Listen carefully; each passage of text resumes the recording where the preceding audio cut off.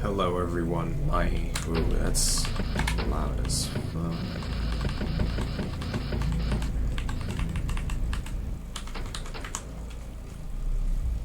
Hello everyone, my name is Euclidius, or some of you may know me by a different name, but I will not say it because I don't want to get DDoXed. Welcome to the internet. Anyways, this is my Quake map, called Euclid's Malice. I'm just gonna take you through it and talk about some things that I did and what I thought about designing. So right off the bat, this elevator, some people might fall off, so I put a button in case they fell off, and then they could press it and ride the elevator again. Exits visible right there, along with this whole outer arena, but the player can't go there yet. They will eventually. I think I'm playing on hard mode, so I'm gonna have to focus.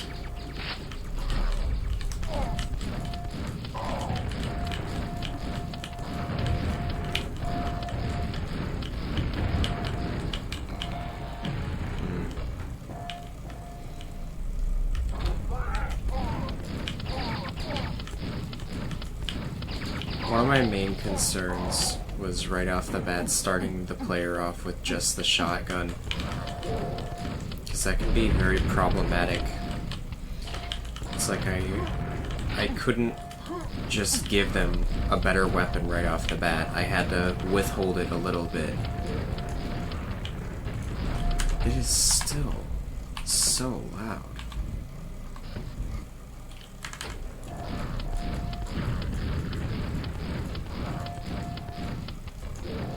The music is amplifying the noise, or the game is just this loud.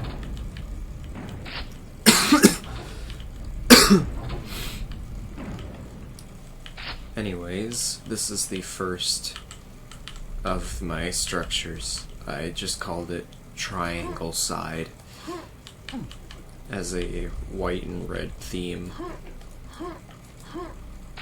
Just like the white and green theme, or is it teal? Yeah, it's teal. Teal is kind of green, but not really. It's blue-green. Yeah, that's what teal is. I am full of shit. Don't listen to me. I have not studied color theory 1 minute. Anyways, what was I doing? Shotgun. Yes, this is where they get a better weapon. But it's a trap!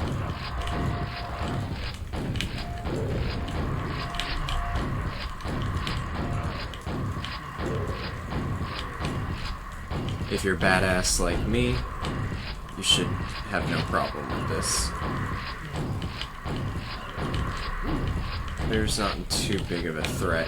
Even the dangerous guys are down here. You don't even have to kill them. I'm sure they would follow you through the whole level, though, if you didn't, so might as well, right? So, right off the bat, I give the player multiple options. You know, if they be wondering, well, where am I supposed to go? They have multiple paths they can take. As you can see, these two sides are mostly symmetrical, minus a few major differences. Or the visual difference is one. That somebody would be able to tell it differently, and two is the shape. This is very jagged, very sharp, versus this is very round and very much safer, easier on the eyes than this harsh red color is. But largely the layout stays the same. You know, they can't go through those two doors down there because they're locked by keys, and the keys are hidden away in these areas. I guess we'll just go to the teal first, because, well, why not? If a player goes out of their way to explore, they should find some useful items, ammo, armor, health, etc. I want them to explore and look around. This is a fiend. This thing is a fiend. That's what they're called.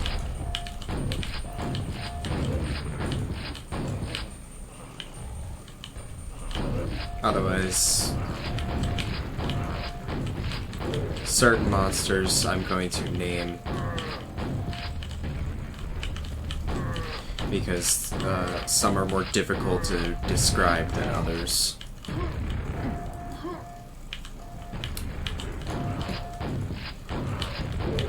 Like, you could describe these guys as chainsaw guys, and I would know what you're talking about, or the grenade guys, or these are the guys with swords that shoot fire at you. We call them Death Knights. This is a Death Knight. So in this area, the player is basically locked inside of the teal room. When they walk in, this door shuts behind them, and all the enemies teleport in. Now,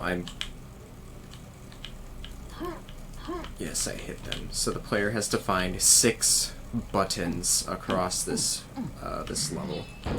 This part of the level, I mean.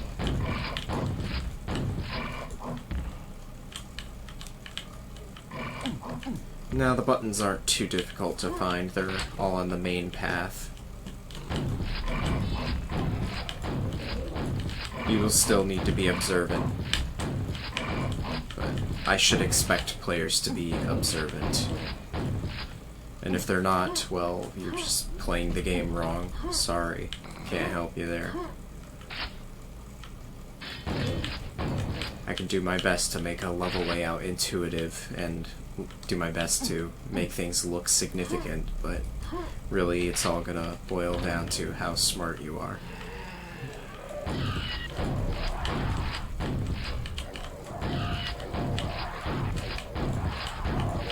That is a vor. This thing. We call them vors, or Shalroths. Shalraths. I don't know.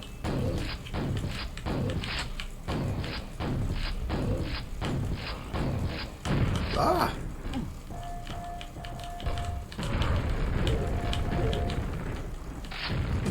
Taste of your own medicine.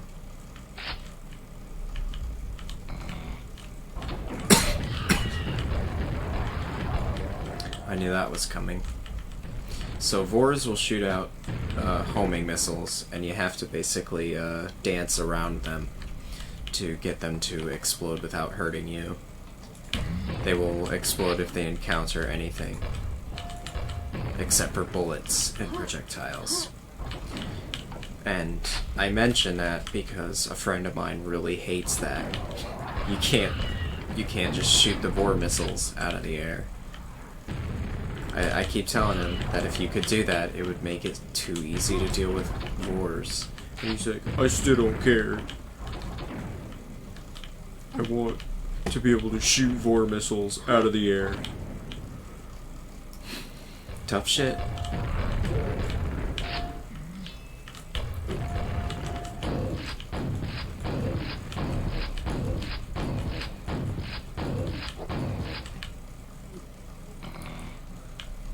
So, once you kill the enemies in a room, I will go back and teleport in new enemies, so traversing through these old areas feel new again. Because you're approaching them from a different perspective.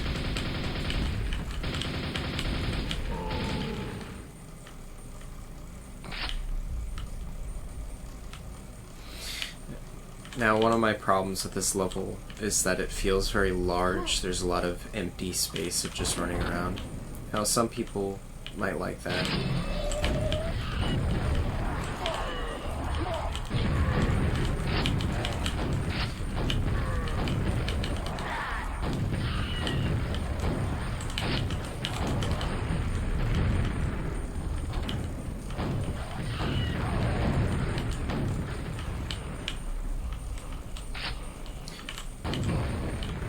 Sorry, that was kind of intense.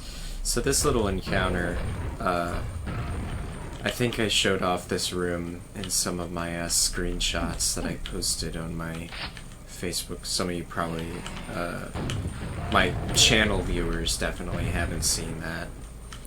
But anyone who may be watching this that has seen my Facebook posts knows this room. I added pillars just to break up some of the empty space and give the players something to break 4 missiles on. Now on normal and easy, these VORs don't show up at all.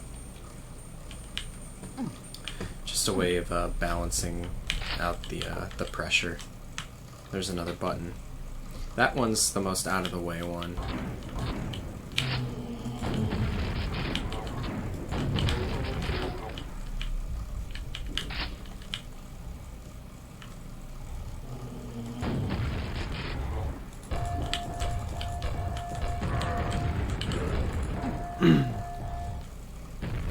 Now, somebody might just randomly think, hey, I wonder what would happen if I just shot some grenades down there. Because definitely, like, if I saw a room like this, that would be one of the first things I try to do in Quake.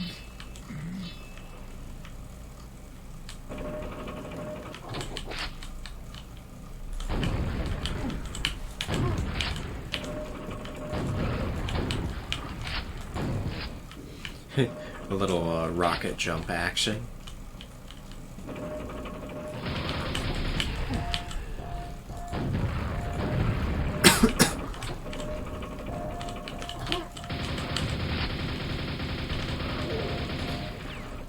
Now, this room, most of these rooms I was just building to build. I wasn't really concerned with consistency or logistics. I just thought, oh, does this look cool? Does this play cool?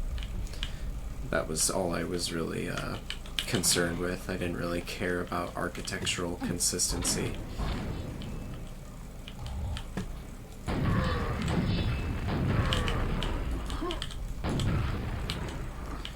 Because, honestly, with such a weird and abstract game like Quake, it just makes sense that your levels would be abstract. And in a way I really like that because levels are so abstract and because the setting of the game is so abstract, really it's just the possibilities are near infinite. Versus something like Half-Life. Half-Life is another game made in the style of this, but it's got a more grounded sci-fi setting, more so than this dark fantasy. And it's much more difficult to make, cool levels for a game like that, because you have to take into account design of a setting for a story, and surprisingly, that severely limits your creativity.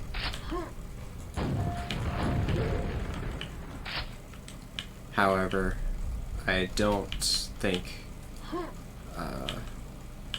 those games are any less fun because they limit the level designer's creativity. Even through limitations, people can come up with some great work.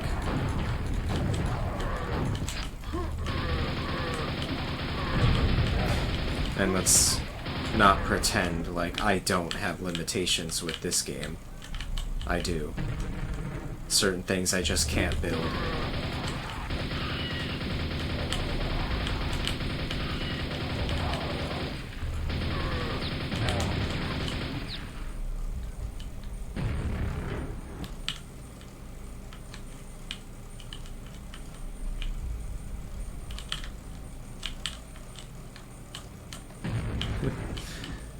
Yeah, but certain things I cannot build, like levels with a lot of moving parts is extremely difficult to do, like moving pieces of the level. That's extraordinarily difficult. it's far more difficult than you'd think, like, because I mean, it's not too difficult, it's just time-consuming. And it also, this game is old, and when it was made in the 1990s, it wasn't designed to have a lot of moving parts of the level. So, anything like spinning fans and rotating stuff, or anything super crazy like that is pretty much impossible to do unless you mod the game, if you change it.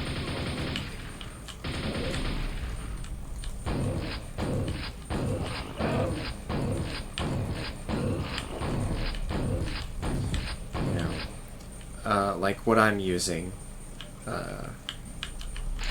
I'm not playing 100% of unchanged vanilla Quake from 1996. I'm playing a enhanced version that the community made that adds several changes to the artificial intelligence and the way certain guns perform and how they feel.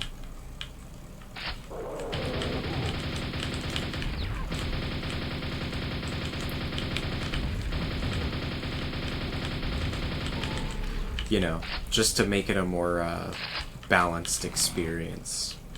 There's a secret right here. Haha.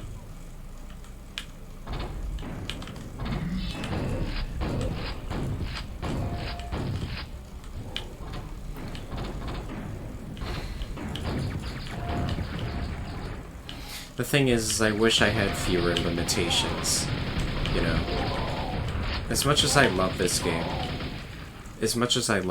I wish I had fewer limitations, because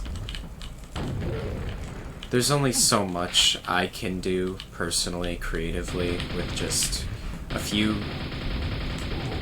monsters, a few guns, and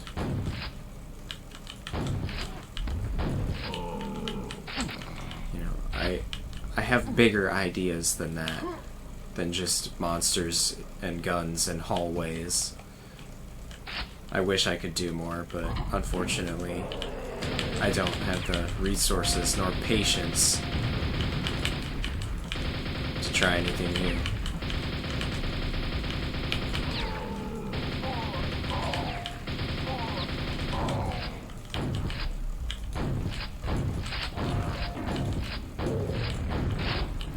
Game development is extremely difficult to do. Even this is quite difficult sometimes, especially finding the imagination to create something like this. I mean, it's not the hardest thing in the world, but it's certainly not the easiest. Sometimes I dwell on certain ideas and I get very anxious or cautious about them, like, would that work? Would that be fun? Will people enjoy this? Because, you know, I'm not just making these for myself. Like, if I made these for myself only, some of the magic would be lost.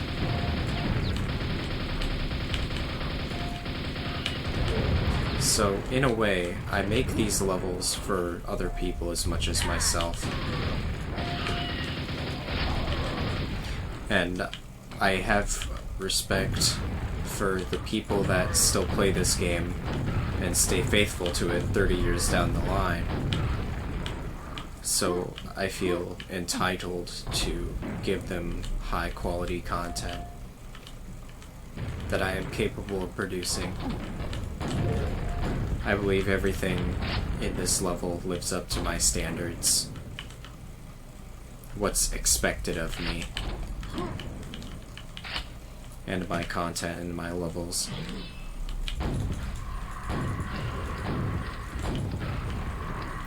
I don't think this map does anything outstanding or extraordinary. I love this little trap. Die!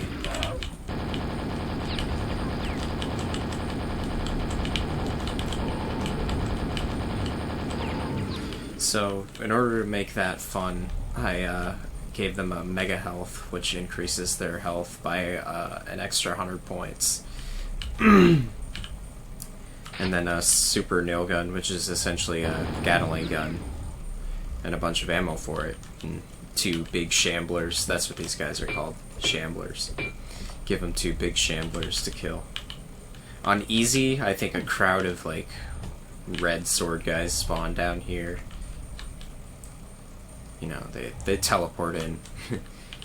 And I think on normal, you've got 2 Vors, one up here and one down here where I'm pointing.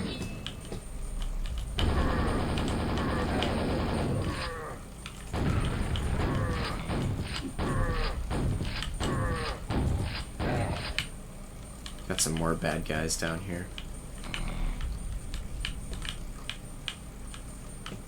Alright, so that gate closes and these open. You gotta press the buttons to open that gate. Easy. I really like the red lights over the red buttons and the lights going out when you press them. I was particularly proud of that effect. Now this is kind of stupid. I'm just gonna... Oops. I'm just gonna fall off. Yes.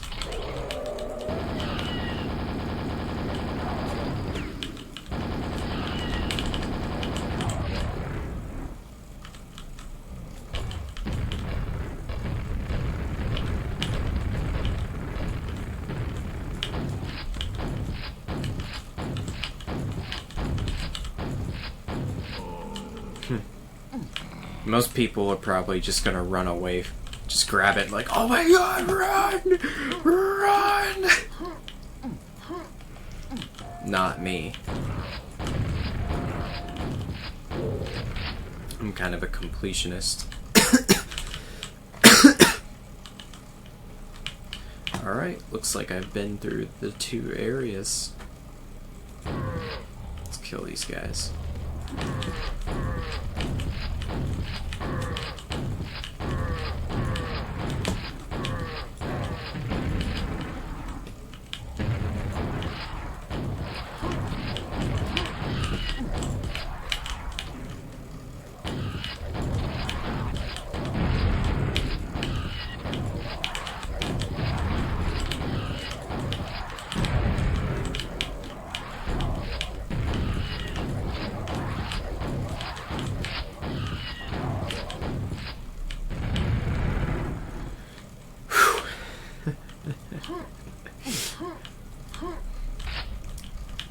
Oh, that's fun. That is a lot of fun. Really is. Feel it, like, I can't really explain to you how it feels to play this game. You just kind of have to play it for yourself.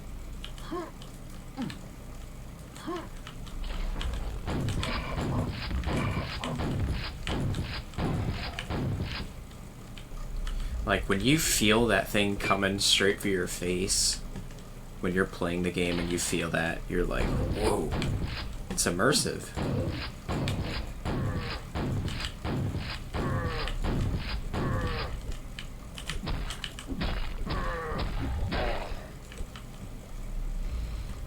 Okay. Is there any ammo left over? Oh, piss. No! Darn. I'm not getting up there, am I? To get the secret.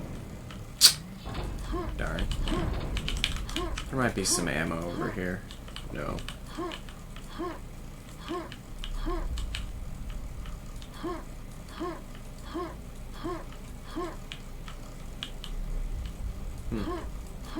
There's some nails over here. Not like those are gonna do much.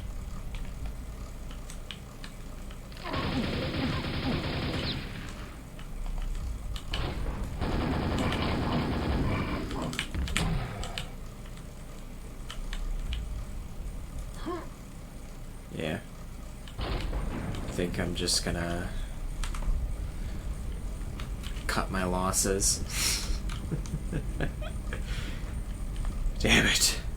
I was beaten by my own creation. Oh, this is fun. You come back down into this whole area, and now it's full of bad guys. Full of bad guys that want to kill you.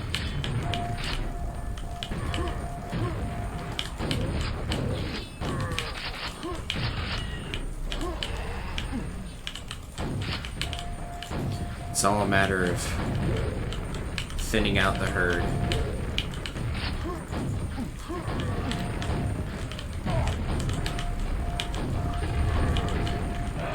A lot of people will get overwhelmed with enemy counts like this, but I personally love it. The feeling of just being encountered with a horde of enemies that all are doing the same thing, trying to kill you. And you personally thin out the herd and reduce them one by one. It's pretty freaking cool. It is a lot of fun.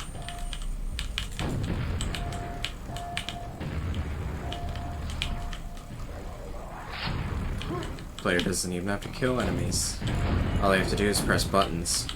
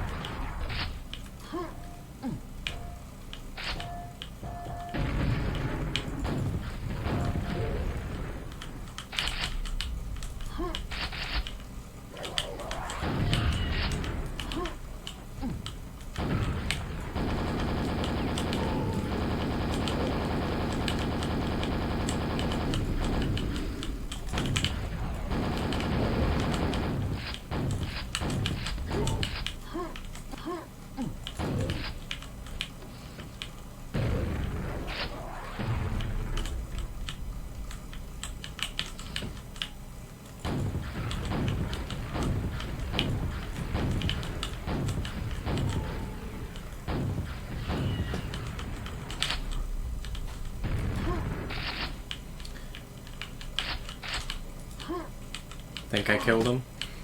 Nope.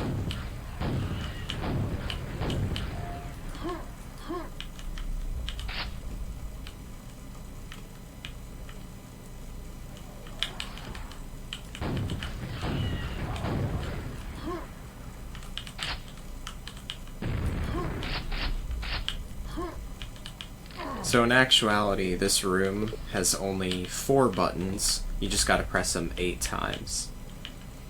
And once you do that, it opens up the exit portal, which is right here. If you're bloodthirsty like me, you can go back and search for anything else to kill. Otherwise, you're just pretty much done in this area. Grab anything that may help you on your next journey if you're part of a